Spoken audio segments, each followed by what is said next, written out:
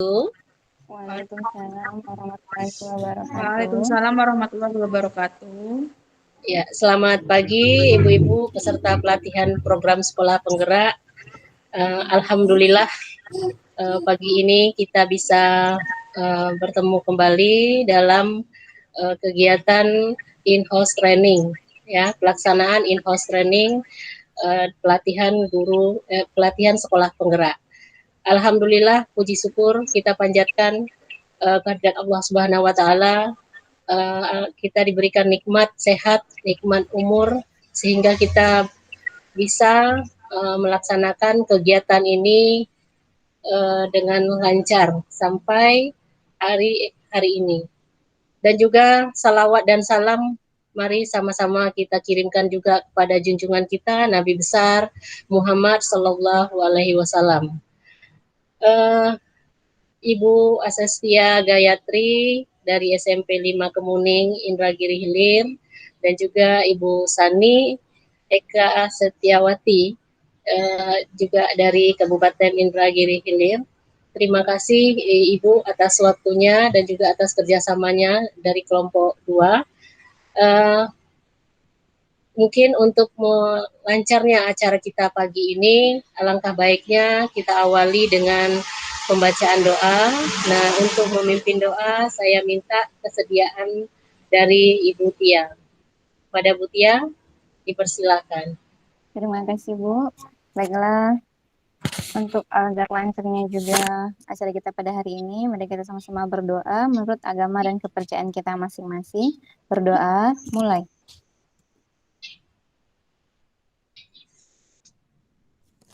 Selesai. Terima kasih Ibu Tia. Mudah-mudahan kegiatan ini lancar dan juga nanti lancar sampai kegiatan akhir ya Bu. Bapak, Ibu-ibu, izinkan saya untuk mempresentasikan IHT saya tentang modul ajar. Saya buka.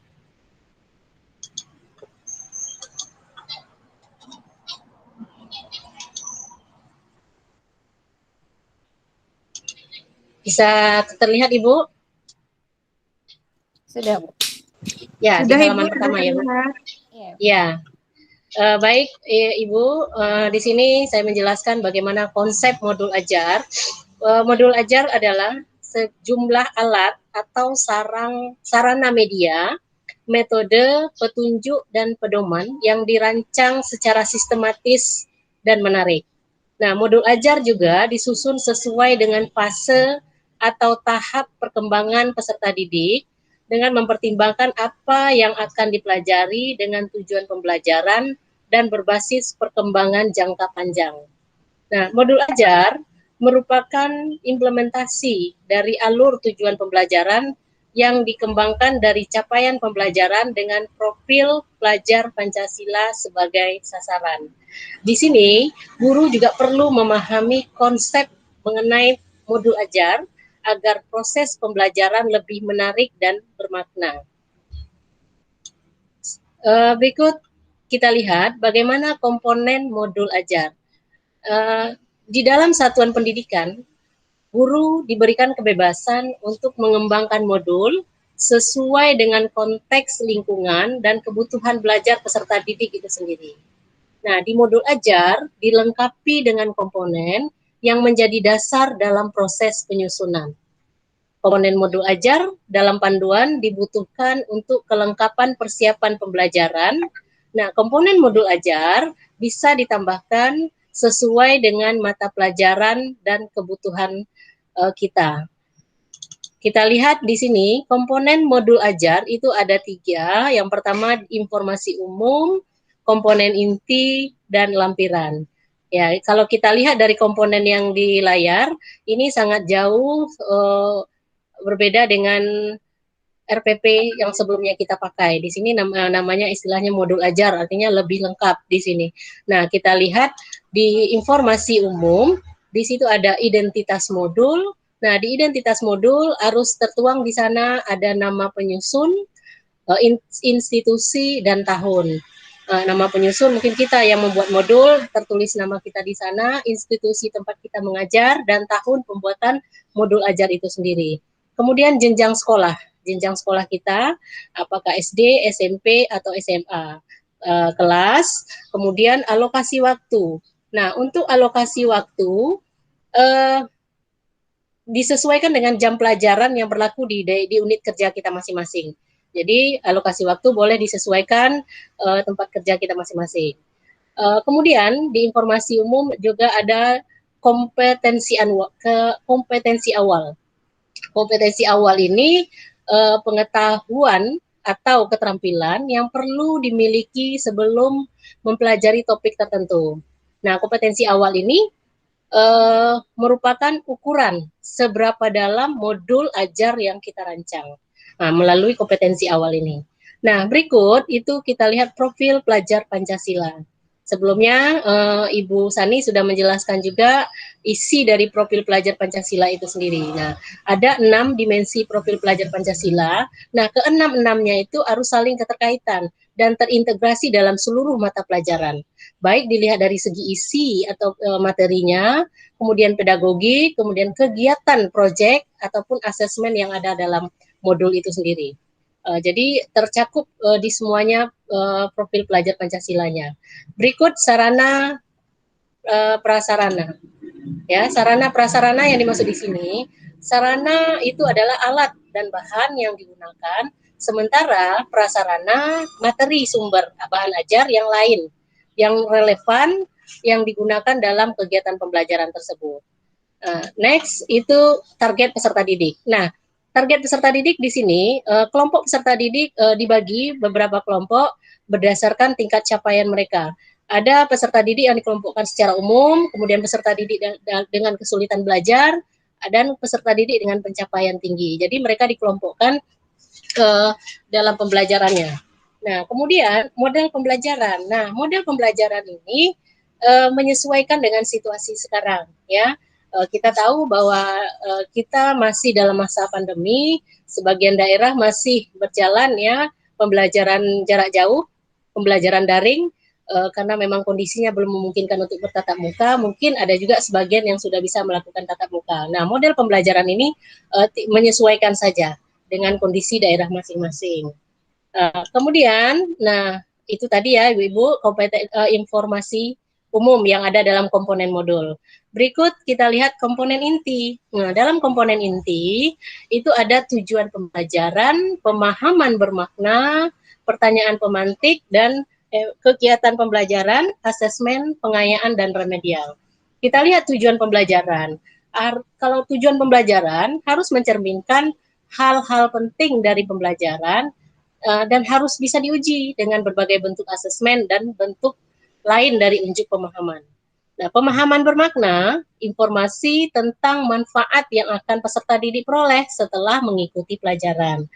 Kemudian pertanyaan pemantik. Nah, pertanyaan pemantik ini bagaimana kiat kita guru menumbuhkan rasa ingin tahu ya untuk memancing peserta didik itu sendiri untuk kemampuan berpikir kritis dalam diri peserta didik. Pertanyaan pemantik ini bisa memandu siswa untuk memperoleh pemahaman bermakna sesuai dengan tujuan pembelajaran. Nah, kemudian kegiatan pembelajaran. Nah, langkah-langkah kegiatan pembelajaran ini harus berurutan sesuai dengan durasi waktu yang disusun. Mulai dari pendahuluan, kegiatan inti, dan penutup. Nah, tentunya berbasis pada metode pembelajaran aktif.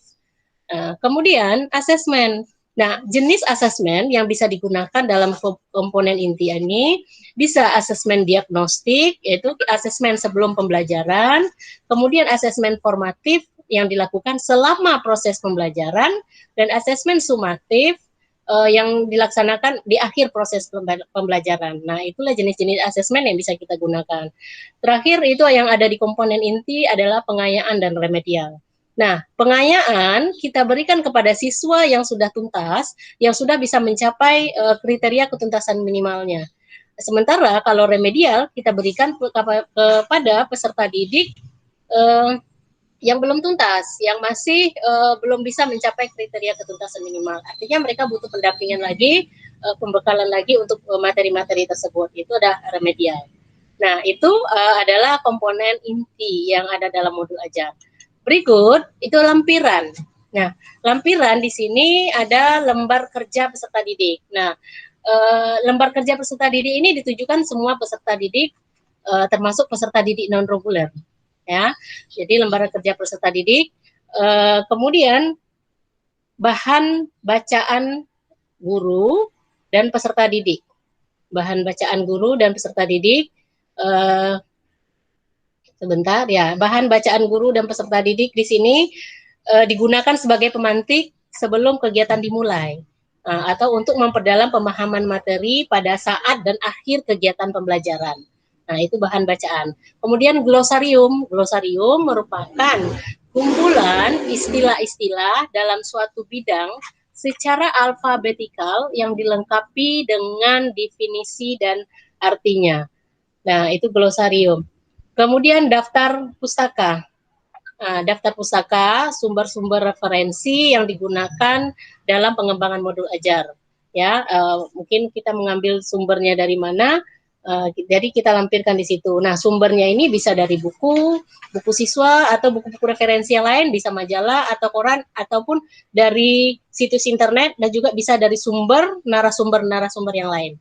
Itu bisa kita tuliskan di daftar pustaka. Oke, itu adalah komponen yang ada dalam modul ajar. Ada komponen informasi umum, komponen inti, dan komponen lampiran. Nah, sekarang kita lihat bagaimana prosedur penyusunan modul ajar. Nah, langkah yang pertama dalam penyusunan modul ajar, analisis kondisi dan kebutuhan guru, peserta didik, serta satuan pendidikan. Nah, ini sangat perlu kita lakukan agar kita bisa menyusun modul ajar sesuai dengan sasarannya. Kemudian identifikasi dan tentukan di mana profil pelajar Pancasila dipakai. Jadi di antara 6 profil pelajar Pancasila, kira-kira yang mana yang cocok profil pelajar Pancasilanya yang dimasukkan dalam modul ajar yang ibu-ibu buat. Nah, kemudian yang ketiga, tentukan alur tujuan pembelajaran yang akan dikembangkan menjadi modul ajar. Nah, jadi tentukan alur tujuan pembelajaran yang akan dikembangkan menjadi modul ajar. Nah, jadi alurnya juga harus jelas ya. Nah, yang keempat, susun modul ajar berdasarkan komponen yang tersedia. Ya, yang keempat. Yang kelima, pelaksanaan pembelajaran. Ketika modul ajar sudah selesai, mungkin kita sudah lanjut ke pelaksanaan pembelajaran. Kemudian yang terakhir, evaluasi dan tindak lanjut. Evaluasi dan tindak lanjut itu untuk melihat sejauh mana penerapan dan isi dari modul ajar itu sendiri. Saya rasa secukup sekian penyampaian dari saya. Mungkin dari ibu-ibu peserta IHT bisa ada yang mau ditanyakan atau mau ada yang kurang jelas? Silakan Ibu. Ya, izin bertanya, Bu. Ya, silakan Bu. Silakan Ibu. Iya, Bu. Ya. Kriteria apa saja yang harus kita miliki agar dalam penyusunan modul ajar tersebut menarik seperti itu, Ibu? Ya, kriteria apa saja yang harus dimiliki dalam penyusunan modul ajar ya Bu? Ya, mungkin agar lebih menarik. Nah, yang pertama itu modul ajar itu harus esensial. Nah, esensial di sini bagaimana pemahaman konsep dari setiap mata pelajaran melalui pengalaman belajar dan lintas disiplin. Nah, yang kedua, menarik dan bermakna dan menantang. Menumbuhkan minat untuk belajar dan melibatkan peserta didik secara aktif dalam proses belajar. Yang ketiga, relevan dan konseptual. Nah, berhubungan dengan pengetahuan dan pengalaman yang dimiliki sesuai dengan waktu, tempat peserta didik berada. Yang keempat itu berkesinambungan. Keterkaitan antara alur kegiatan pembelajaran sesuai dengan fase belajar peserta didik. Mungkin itu kira-kira Ibu. Terima kasih. Mungkin ada yang lain? Ya, terima kasih Bu. Baik, Ya. Ibu.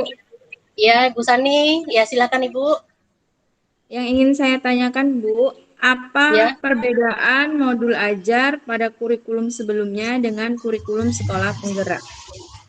Oh ya, oke. Terima kasih Bu Sani. yang membedakan modul ajar kurikulum sekolah penggerak dengan kurikulum sebelumnya ya Bu. Menurut analisa saya di sini yang membedakan itu adalah target peserta didik. Nah, dalam modul ajar kurikulum sekolah penggerak, target peserta didiknya dikelompokkan. Ya, ada peserta didik yang umum dikelompokkan, kemudian dikelompokkan peserta didik yang mengalami kesulitan belajar dan peserta didik yang dengan pencapaian tinggi. Jadi mereka dikelompokkan. Nah, sedangkan di kurikulum sebelumnya tidak ada pengelompokan peserta didik berdasarkan kemampuan itu. Ya, mungkin itulah bedanya, Bu. Ya, Baik Ibu, gimana? terima kasih Bu. Oke, terima kasih Bu Tia. Mungkin saya rasa untuk penyampaian materi saya dan juga sesi tanya jawabnya saya rasa cukup. Mungkin untuk sebelum kita tutup kegiatan ini kita mungkin perlu relax dulu sebentar ya Bu. Mungkin Ibu Sani bisa pimpin nih Bu. Boleh Ibu, boleh. Ya.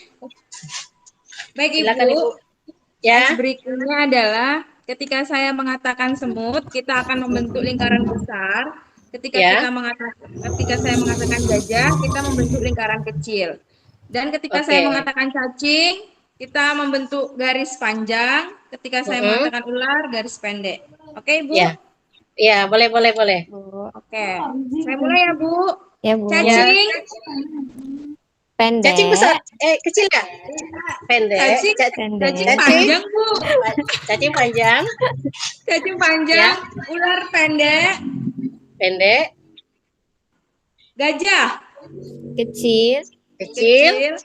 Semut besar. Semut besar. Ulangin ya, Bu. Sekali lagi, Bu. Iya, boleh. Cacing panjang. Ular pendek. Gajah kecil. Semut besar. Oke, Bu. Tujuannya terima kasih. Ya, terima kasih untuk melatih konsentrasi, Bu. Saya balik. Ya, betul untuk melatih konsentrasi ya, Ibu. Ya, oke, Ibu, terima kasih atas waktunya dan juga terima kasih atas kerjasamanya. Mohon maaf jika ada salah penyampaian dari saya, yang namanya kita sama-sama belajar ya Ibu. Mungkin sama-sama kita pelajari lagi tentang materi-materi ini. Mudah-mudahan ini bisa kita refleksikan nanti di sekolah kita masing-masing terhadap peserta didik kita. Saya rasa cukup sekian. Saya akhiri. Wabillahi taufiq wal hidayah. Assalamualaikum warahmatullahi wabarakatuh. Terima kasih Ibu. Warahmatullahi wabarakatuh. Sama-sama Ibu. Sama-sama Bu.